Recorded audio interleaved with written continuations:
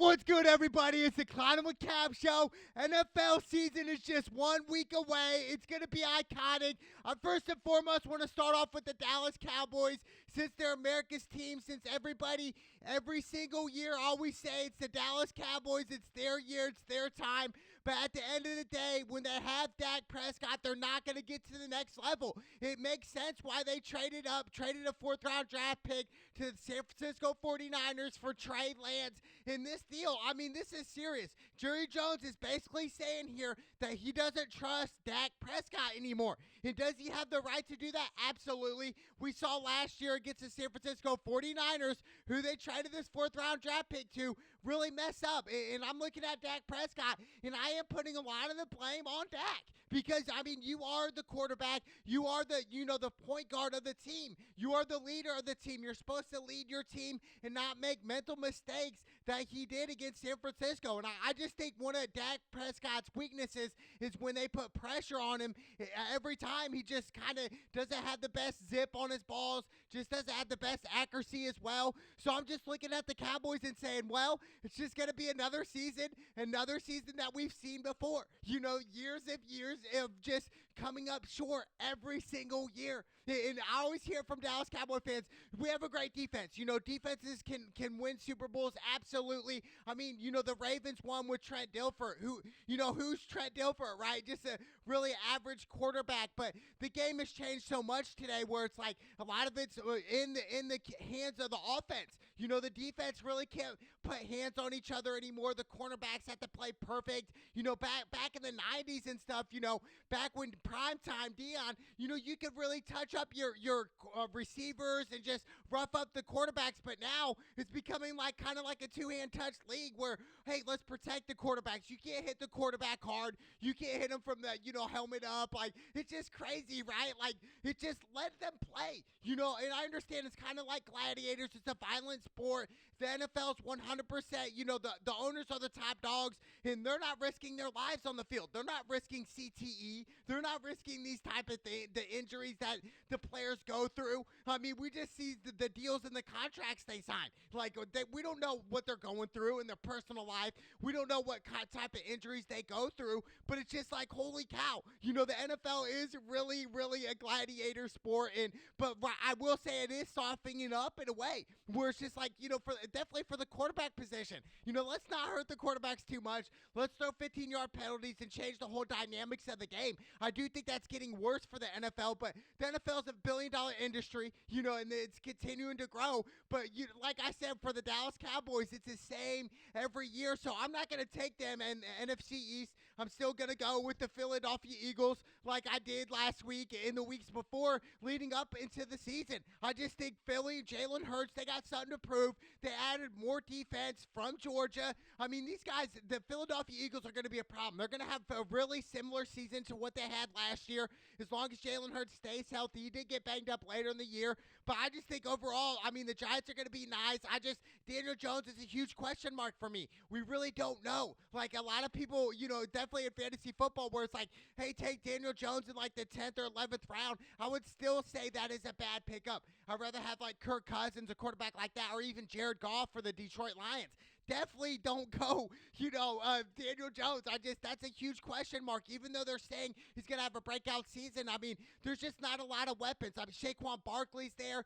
They have great, but I just think overall it's the Eagles to take it. I mean, the Cowboys, yeah, Micah Parsons there. You Diggs. There's just so many great players that they have. CeeDee Lamb. They always have great players, the Dallas Cowboys. But they always come up so short, and I'm looking at the quarterback position and saying, hey, they required Trey Lance. There's a reason for that. Dak Prescott's missed about, 16 games in the past couple of years due to injuries. Injured his thumb last season, missed about 5 or 6 games. So I'm just looking at the Cowboys and realizing, look, let's look at reality here. What's happened in the past 5 years in the playoffs? We come up short every single year. Dak Prescott is a Tony Romo 2.0. That's what he is. And a lot of people don't want to hear that or don't want to hear the truth or the reality of it. But the reality for the Dallas Cowboys is they're the same team as they were last year. They're a great defensive team, subpar on offense. They might even start off great.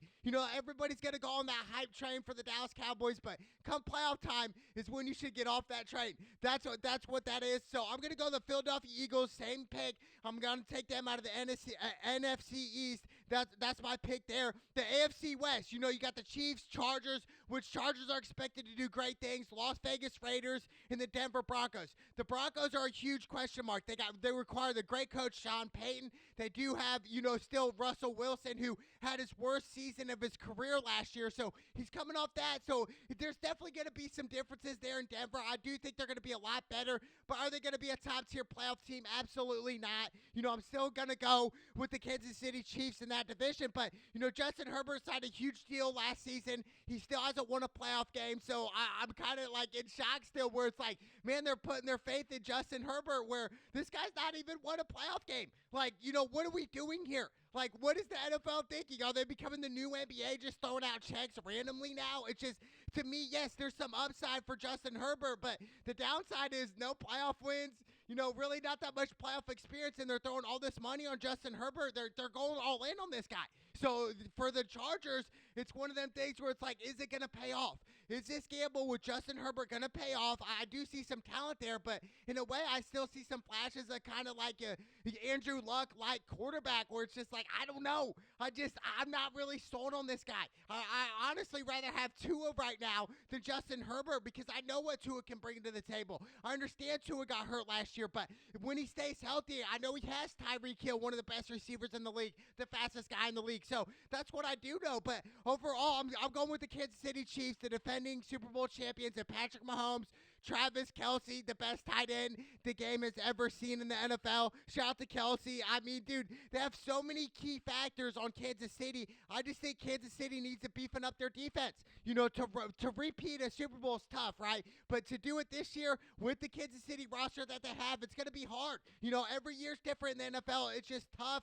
And I just think it's going to come down to Kansas City and the Cincinnati Bengals, even though Joe Burrow is hurt, probably miss a month coming into this season, which is challenging for the Cincinnati Bengals. We'll see how that goes. But I'm definitely going Kansas City in the AFC West to take that. That's going to be iconic. I can't wait to see how that unfolds. And then we got the NFC North. You got the Green Bay Packers. You got the Detroit Lions, Minnesota Vikings, Chicago Bears. Now, let's start off with the Bears here.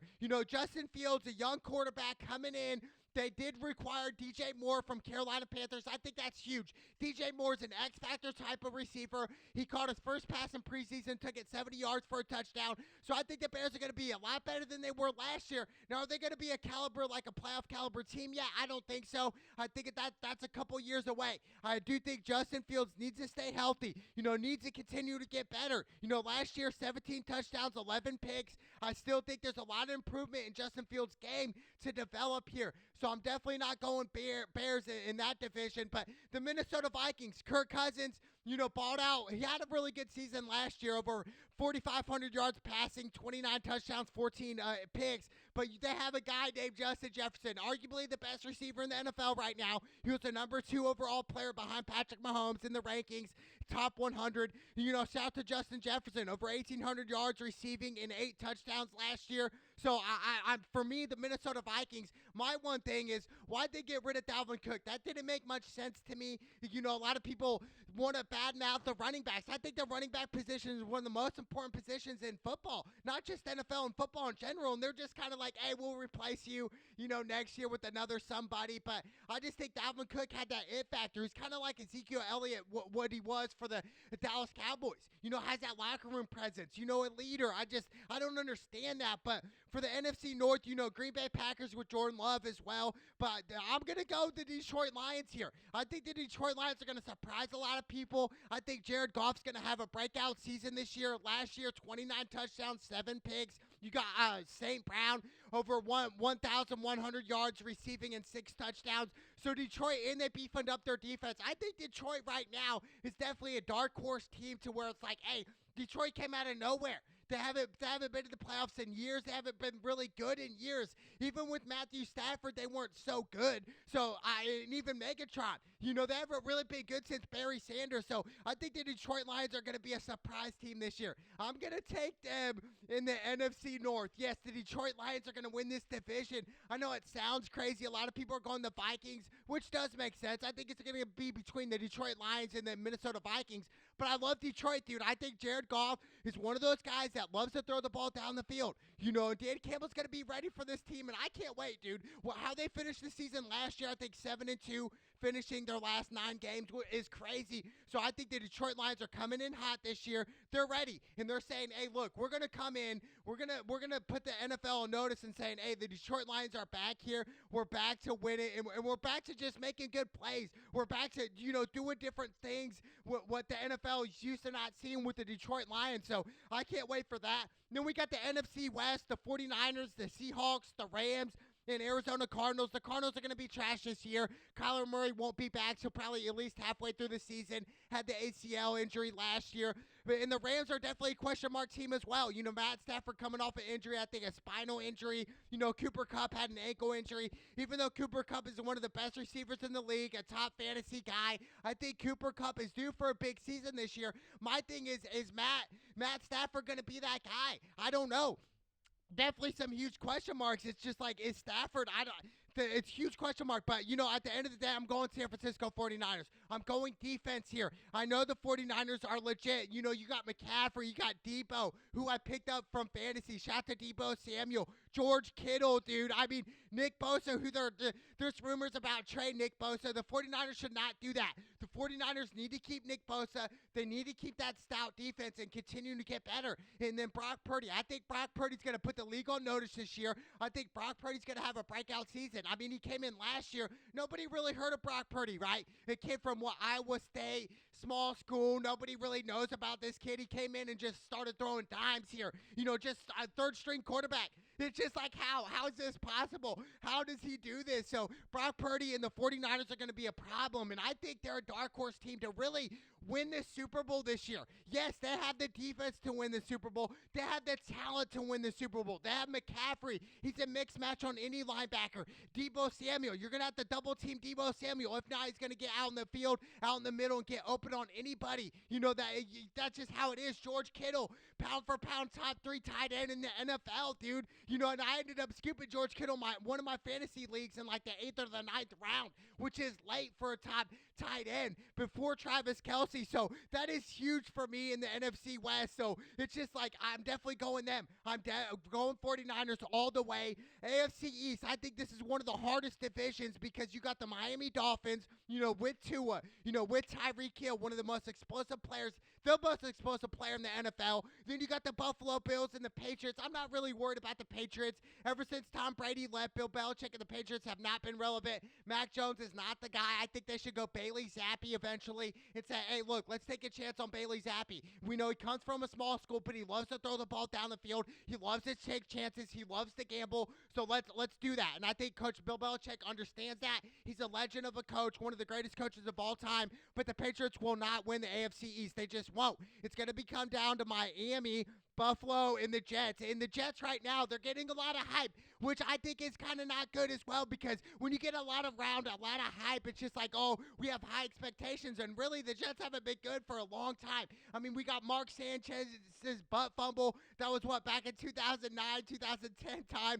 And they haven't really been good since then. But I'm telling you what, Aaron Rodgers, he arrives. And I'm telling you, just a different aura about the team where they're like, hey, we're going all in with Aaron Rodgers and the New York Jets. We're going all in on Garrett Wilson, dude. He had a great season. We got 2 great running backs, Breece Hall and Dalvin Cook. We got Sauce Gardner, a star cornerback. So the Jets are very stacked. And I think if you guys are going to go the Jets on the AFC East, that's a huge gamble. Absolutely, because we haven't really seen them play much this year. And yes, they have talent, but, there's more than just talent winning in the NFL. But obviously the Buffalo Bills, Josh Allen on the cover of Madden, the poster boy right now, 4,283 yards passing with 35 touchdowns and 14 picks last year. Then he has his main man, Stephon Diggs, over 1,400 yards receiving and 11 touchdowns last year. Von Miller's coming back. The Bills, the history, they lost 4 Super Bowls. It's been sad in the 90s. But overall, can Josh Allen bring the Buffalo Bills a Super Bowl? That's the biggest question, right? Is he capable of doing that? Can the Buffalo Bills get over the hump? Can they beat, the Bengals or the Kansas City Chiefs in the in the playoffs? Can they do that before they even get to the Super Bowl? So there's definitely some huge question marks for the Buffalo Bills.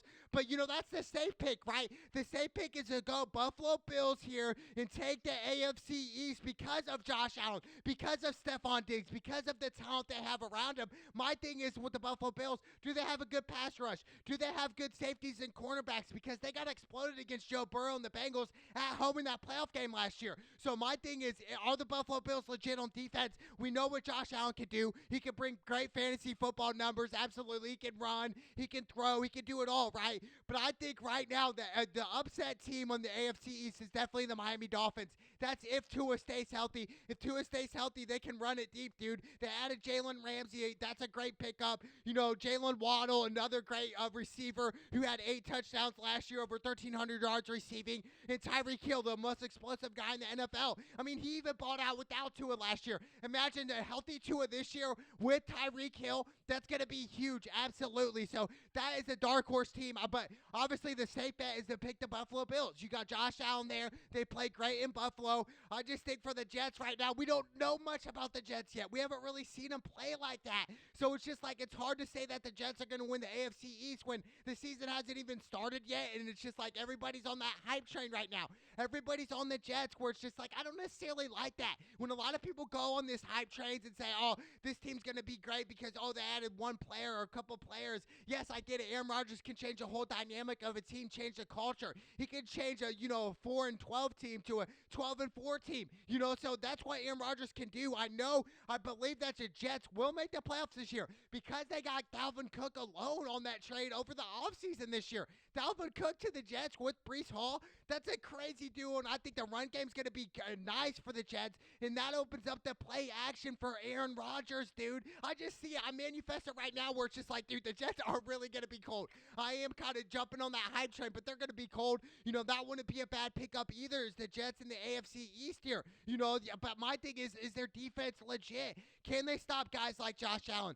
Can they stop a Miami offense with Tyreek Hill and Tua? Can they do these type of things? Can they beat the Patriots in New England? So there's a lot of question marks for the Jets, but you know what? I'm going to go Jets here. I'm going to jump on that train right now and say, you know what? The Jets are going to do some big business here because of Aaron Rodgers, because of the aura, because of the leadership that he brings. Yes, he only has one Super Bowl championship back in 2010, but right now, Aaron Rodgers is here to win and win a Super Bowl right now, to win right now, so the Jets are on the map right now. And then we got the AFC South, my Indianapolis Colts, the Houston Texans, which they're going to be the worst team in the NFL. That's my prediction for the Houston Texans. Then the Jacksonville Jaguars and Tennessee Titans. The Jacksonville Jaguars, I think, are arguably, I'm still staying with that same pick. I'm picking them in the AFC South, the Jacksonville Jaguars with Trevor Lawrence. He's a top 5 QB right now, definitely on the fantasy football world. Definitely Trevor Lawrence is that guy. And then you got ETN. I'm telling you, in Jacksonville, they made some huge jumps last year. Beating the Chargers in the playoffs, even making the playoffs, beating the Dallas Cowboys in the regular season after pick-sixing Dak for the win. So I think looking at Jacksonville, they're the team right now. Even though, the Tennessee Titans, yes, they have Derrick Henry, over 1,500 yards rushing and 13 touchdowns last year. They did draft Will Levis out of Kentucky.